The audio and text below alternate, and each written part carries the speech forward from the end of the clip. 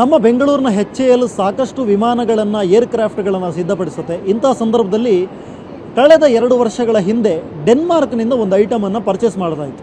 ಆದರೆ ಡೆನ್ಮಾರ್ಕ್ನ ಕಂಪನಿ ಕೆಲವೊಂದಿಷ್ಟು ರಾಷ್ಟ್ರಗಳನ್ನು ಅದು ಬ್ಲ್ಯಾಕ್ ಲಿಸ್ಟಿಗೆ ಹಾಕಿತ್ತು. HAL ಸಾಕಷ್ಟು ದೇಶಗಳಿಗೆ ತನ್ನ ತೇಜಸ್ ಮಾರ್ಕ್ 1 ಏರ್ಕ್ರಾಫ್ಟನ್ನು ಅದು ಸೇಲ್ ಮಾಡ್ತಾಯಿತ್ತು, ಪ್ರಾಡಕ್ಟ್ಗಳನ್ನು ಸೇಲ್ ಮಾಡ್ತಾಯಿತ್ತು. ಡೆನ್ಮಾರ್ಕ್ ತನ್ನ ಬ್ಲ್ಯಾಕ್ ಲಿಸ್ಟ್ನಲ್ಲಿರುವ ಹೆಸರಿರೋ ಕಾರಣಕ್ಕೋಸ್ಕರ ನಾವು HALಗೆ ಆ ಪ್ರಾಡಕ್ಟನ್ನು ಸಪ್ಲೈ ಮಾಡೋದಿಲ್ಲ ಅಂಥೇಳಿ ಏಕಾಏಕಿ ಸಪ್ಲೈಯನ್ನು ನಿಲ್ಲಿಸ್ಬಿಡುತ್ತೆ. ಈ ಸಂದರ್ಭದಲ್ಲಿ ಸಾಕಷ್ಟು HAL ಸಂಕಷ್ಟಕ್ಕೆ ಈಡಾಗಿರುತ್ತೆ. ಆ ಪ್ರಾಡಕ್ಟ್ ಇಲ್ಲದೆ ತೇಜಸ್ ಮಾರ್ಕ್ 1 ಏರ್ಕ್ರಾಫ್ಟ್ ಏನಿದೆ ಇದು ಅಷ್ಟೊಂದು ಯಶಸ್ವಿಯಾಗಿ ಕೆಲಸ ಮಾಡೋದಿಲ್ಲ.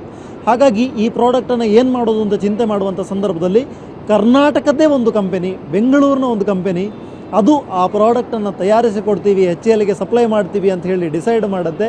ಕೇವಲ 1 ವರ್ಷದಲ್ಲಿ ಆ ಪ್ರಾಡಕ್ಟನ್ನು ಲಾಂಚ್ ಮಾಡಿ HALಗೆ ಇವತ್ತು ಯಶಸ್ವಿಯಾಗಿ ಸಪ್ಲೈ ಮಾಡ್ತಾ ಇದೆ. ಇವತ್ತು ತೇಜಸ್ ಮಾರ್ಕ್ 1 ಏರ್ಕ್ರಾಫ್ಟ್ ಯಶಸ್ವಿಯಾಗಿ ಓಡಾಡ್ತಾ ಇದೆ ಅಂತ ಹೇಳಿದ್ರೆ ಆ ಕಂಪನಿಯ ಪಾತ್ರವೂ ಕೂಡ ಅದರಲ್ಲಿ ಅಷ್ಟೇ ಮುಖ್ಯವಾಗಿದ್ದು. ಆ ಸ್ಟೋರಿ ಏನು ಇದೆಲ್ಲವನ್ನು ಮಾತನಾಡಿಸ್ತಾ ಹೋಗೋಣ. ನಮ್ಮ ಜೊತೆಗೆ ಗೋಪಾಲ್ ಗೌಡ ಅವರಿದ್ದಾರೆ, ಕಂಪನಿಯ ಓನರ್, CEO. ಅವ್ರನ್ನ ಮಾತಾಡಿಸ್ತಾ ಹೋಗ್ತೀನಿ. ಸರ್, ಮೊದಲನೇದಾಗಿ ಎಲ್ಲ ಇನ್ಸಿಡೆಂಟ್ಗಳನ್ನು ತಮ್ಮ ಬಾಯಿಂದ ಕೇಳೋದಾದರೆ, ನೀವು ಹೇಳಿದಾಗೇ ಸಡನ್ನಾಗಿ HALಗೆ ಇದು ಈ ಡೆನ್ಮಾರ್ಕ್ ಕಂಪನಿ ಯಾವುದಿತ್ತು ಈ ಪ್ರಾಡಕ್ಟ್ ಇರೋದು ಚಾರ್ಜ್ ಆ್ಯಂಪ್ಲಿಫೈಯರ್ ಅಂತೀವಿ, ಇದನ್ನು ಅವರು ಸಪ್ಲೈ ದಿಢೀರಾಗಿ ನಿಲ್ಲಿಸ್ಬಿಟ್ರು.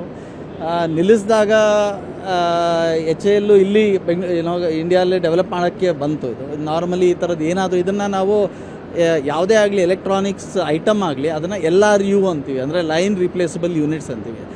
ನಾರ್ಮಲಿ ಇದನ್ನು ಮಾಡಬೇಕು ಅಂದರೆ 2 ರಿಂದ 4 ವರ್ಷ ಆಗುತ್ತೆ ಯಾವುದಾದ್ರೂ ಒಂದು ಡೆವಲಪ್ ಮಾಡೋದು. ಏಕೆಂದರೆ ಇದು ಡೆವಲಪ್ ಮಾಡೋದು ಅಷ್ಟು ಒಂದು ನಿಮಗೆ 6 ತಿಂಗಳು ಬೇಕು, 8 ತಿಂಗಳು ಅಂದರೆ ಅದನ್ನು ಸರ್ಟಿಫೈ ಮಾಡೋದು, ಪ್ಲೇನಲ್ಲಿ ಹಾಕಿ ಅದನ್ನು ಫ್ಲೈಟ್ ಟೆಸ್ಟ್ ಮಾಡಿಸೋದು, ಅದೆಲ್ಲನೂ ತುಂಬ ಟೈಮ್ ಹಿಡಿಯುತ್ತೆ. ಯಾಕಂದರೆ ಆ ಏರ್ಕ್ರಾಫ್ಟನ್ನ ಇದ್ರ ಟೆಸ್ಟ್ ಮಾಡೋದಕ್ಕೆ ಅಂತ ಬಿಡಬೇಕಾಗತ್ತೆ. ಸೊ 3 ವರ್ಷ ಬೇಕಾಗತ್ತೆ. ಸೊ ಬಟ್ ಆದರೆ HAL ಅವರು ಟೆಂಡರ್ನ ಕರೆದ್ರು, ಇದಕ್ಕೆ ಹೇಳಿದ್ರು 1 ವರ್ಷದಲ್ಲಿ ಯಾರಾದರೂ ಮಾಡೋಂಗಿದ್ರೆ ಇದನ್ನು ರೆಡಿ ಇದ್ದರೆ ಬನ್ನಿ ಅಂಥೇಳಿ ಪಾರ್ಟಿಸಿಪೇಟ್ ಮಾಡೋದಕ್ಕೆ. ಹೆಚ್ಚು ಕಡಿಮೆ 1 ವರ್ಷದ ಹಿಂದೆ ಇದು ಟೆಂಡರ್ ಆಯಿತು, ನಾವು ಪಾರ್ಟಿಸಿಪೇಟ್ ಮಾಡಿದ್ವಿ, ನಾವು L1 ಆಗಿದ್ವಿ, ಲೋಯೆಸ್ಟ್ ಇದು. ಪ್ಲಸ್ಸು ಅವರಿಗೆ ತುಂಬ ಜನ, ಒಂದು 30 ಜನ ಒಂದು ಕಮಿಟಿಯಲ್ಲಿ ಸ್ಕ್ರೂಟಿನಿ ಮಾಡಿದ್ರು ನಮ್ಮನ್ನು. ನಿಜವಾಗ್ಲೂ ನಾವು ಬರೀ ಹೇಳ್ತಿದ್ದೀವ, ಮಾಡೋಕ್ಕಾಗತ್ತಾ ನಮಗೆ ಅಂತೆಲ್ಲ ತುಂಬ ಸ್ಕ್ರೂಟಿನಿ ನಡೆತು. ಅದೆಲ್ಲ ಆದಮೇಲೆ ತುಂಬ ಒಂದು ನಮ್ಮನ್ನು ನಂಬಿ HAL ಅವರು ನಮ್ಮನ್ನು ನಂಬಿ ಇದನ್ನು ನಮಗೆ ಕೊಟ್ಟರು. ಅದೇ ಥರ ನಾವು ಅವರ ನಂಬಿಕೆಯನ್ನು ಉಳಿಸ್ಕೊಂಡ್ವಿ. ಇದು ಈಗ ಹೆಚ್ಚು ಕಡಿಮೆ ಇದು ಫೈನಲ್ ಅಪ್ರೂವಲ್ ಸ್ಟೇಜಸಲ್ಲಿ ಇದೆ. ಮೋಸ್ಟ್ಲಿ ನಮ್ಮ 2ನೇ ಒಂದು ನೆಕ್ಸ್ಟ್ ಏರೋ ಶೋ ಅಲ್ಲಿ ಯಾವುದಾದ್ರೂ ನೀವು ತೇಜಸ್ ಹಾರೋದು ನೋಡಿದ್ರೆ ಈ ಯೂನಿಟಲ್ಲೇ ಇದು ಹಾರ್ತಾ ಇರುತ್ತೆ. ಇದು ಚಾರ್ಜ್ ಆ್ಯಂಪ್ಲಿಫೈಯರ್.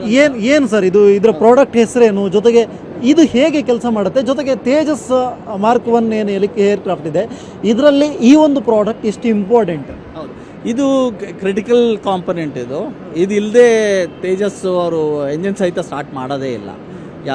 ಅಂದರೆ ಇದು ಆಪ್ಷನಲ್ ಅಲ್ಲ. ಇದಿದ್ದರೆ ಏನೋ ಒಂದು ಸ್ವಲ್ಪ ಇಂಪ್ರೂವ್ ಆಗುತ್ತೆ ಅಂತ ಅಲ್ವೇ ಅಲ್ಲ. ಇದು ಎಂಜಿನ್ ಹತ್ರ ಮೌಂಟ್ ಆಗುತ್ತೆ, ಜೆಟ್ ಎಂಜಿನ್ನು. ಈ ಜೆಟ್ ಎಂಜಿನ್ ಯಾವ ಥರ ಅಂದರೆ ಫೈಟರ್ ಜೆಟ್ ಎಂಜಿನ್ನು ನಿಮಗೆ 1 ಸೆಕೆಂಡಲ್ಲಿ 100 ಡಿಗ್ರಿ ಟೆಂಪ್ರೇಚರು ಜಾಸ್ತಿ ಆಗ್ಬಿಡುತ್ತೆ. ನೀವೇನಾದರೂ ಅದು ಕಟ್ ಡೌನ್ ಮಾಡಲಿಲ್ಲ, ಫ್ಯೂಯಲ್ ಕಡಿಮೆ ಮಾಡಲಿಲ್ಲ ಅಂದರೆ 100 ಡಿಗ್ರಿಯಷ್ಟು 1 ಸೆಕೆಂಡೇ ತೊಗೊಳತ್ತದು ಜಾಸ್ತಿ ಆಗೋದಕ್ಕೆ. ಅದೇ ಥರ ವೈಬ್ರೇಷನ್ನು ಜಾಸ್ತಿ ಆಗ್ಬಿಡುತ್ತೆ. ಇದೇನಾದರೂ ಮ್ಯಾಲ್ ಫಂಕ್ಷನ್ ಮಾಡಿದ್ರೆ ಅಥವಾ ಇದೇನಾದರೂ ಇಲ್ಲ ಅಂದರೆ ಎಂಜಿನ್ನು ಕೊಲ್ಯಾಪ್ಸ್ ಆಗೋ ಒಂದು ವೈಬ್ರೇಷನ್ ಜಾಸ್ತಿ ಆಗಿ ಬ್ರೇಕ್ ಆಗುತ್ತೆ. ಫ್ಲೈಟಲ್ಲಿದ್ದರೆ ಅದು ತೇಜಸ್ಸಲ್ಲಿ ಇರೋದೇ ಒಂದು ಎಂಜಿನ್ನು, ತುಂಬಾ ಕ್ರಿಟಿಕಲ್ ಎಂಜಿನ್ನು.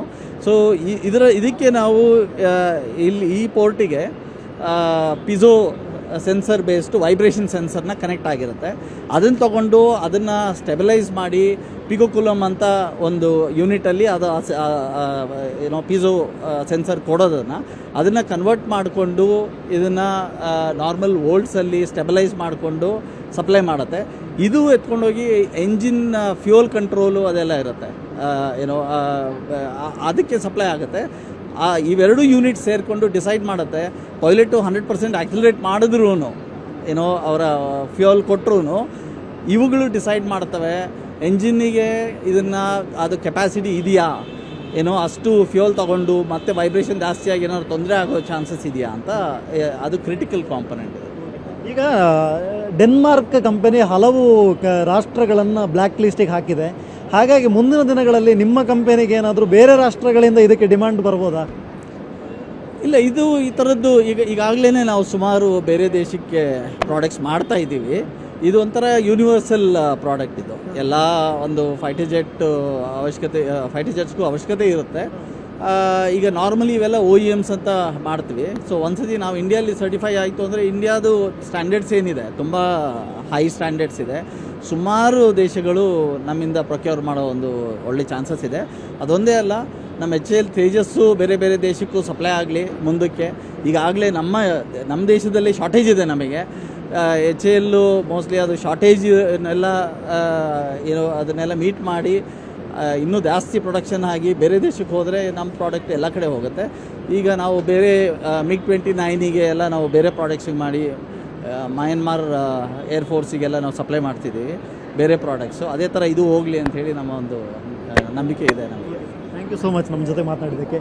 ನೋಡಿದ್ರಲ್ಲ, ಇದು ಸಣ್ಣ ಒಂದು ಪ್ರಾಡಕ್ಟ್ ಡೆನ್ಮಾರ್ಕ್ ಕಂಪನಿಯ ಒಂದು ಏನು ನಾವು ಸಪ್ಲೈ ಮಾಡೋದಿಲ್ಲ ಅಂತ ಹೇಳಿದ ಕಾರಣಕ್ಕೋಸ್ಕರ ಭಾರತದಲ್ಲಿ, ಅದರಲ್ಲೂ ನಮ್ಮ ಕರ್ನಾಟಕದಲ್ಲಿ ಈ ಒಂದು ಪ್ರಾಡಕ್ಟ್ ಲಾಂಚ್ ಆಗಿ ಇವತ್ತಿಗೆ ಯಶಸ್ವಿಯಾಗಿ ಬೇರೆ ರಾಷ್ಟ್ರಗಳಿಗೆ ಅದನ್ನು ರಫ್ತು ಮಾಡುವವರೆಗೂ ಕೂಡ ನಮ್ಮಲ್ಲಿ ಟೆಕ್ನಾಲಜಿಯನ್ನು ಬೆಳೆಸ್ಕೊಂಡಿದ್ದೀವಿ. ಸಾಕಷ್ಟು ಜನ ಮಾತನಾಡುವಾಗ ಹೇಳ್ತಾರೆ, ಭಾರತದಲ್ಲಿ HAL ಅಂತ ಕಂಪನಿಗಳು ಏನು ಕೆಲಸ ಮಾಡ್ತಾ ಇಲ್ಲ, ಅಥವಾ ಈ ಥರದ ಭಾರತದಲ್ಲಿರುವಂಥ ಟ್ಯಾಲೆಂಟ್ಗಳಿಗೆ ಬೆಲೆ ಇಲ್ಲ ಅಂತ.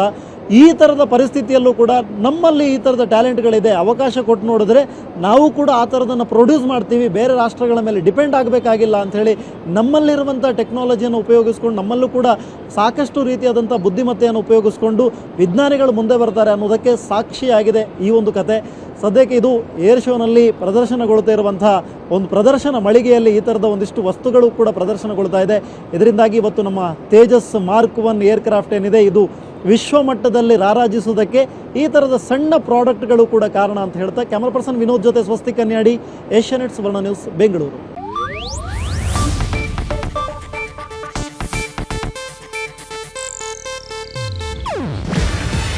ಇದು ಏಷ್ಯಾನೆಟ್ ನ್ಯೂಸ್ ನೆಟ್ವರ್ಕ್ ಪ್ರಸ್ತುತಿ. ನೀವು ನೋಡ್ತಿದ್ದೀರಾ ಏಷ್ಯಾನೆಟ್ ಸುವರ್ಣ ನ್ಯೂಸ್.